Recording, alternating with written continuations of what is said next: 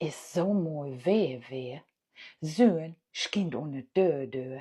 Und weil das weer so mooi weer is, heb ich uns bald Feldhupen genommen und bin damit an Spazieren west. Und dit is ein Huhnkackpüt. Und davon heb ich immer genug dabei. Weil wenn ein von uns Huhnches so, die wetten all, dann nehm ich so ein Huhnkackpüt, nehm damit dat Wettje ja mal hoch und dann kommt da ein Knüet ob.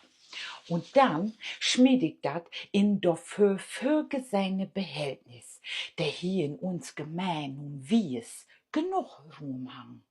Und man geht dann so sin Patt und freit sich da over, wo der Vogeltjes so moi ob sie und man sich versücht, büst in so'n hohen Bünzel trappelt. Super.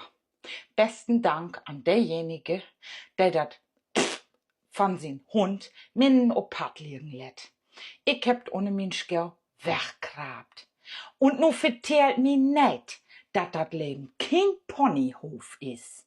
Dat Leben is nämlich wallen Ponyhof.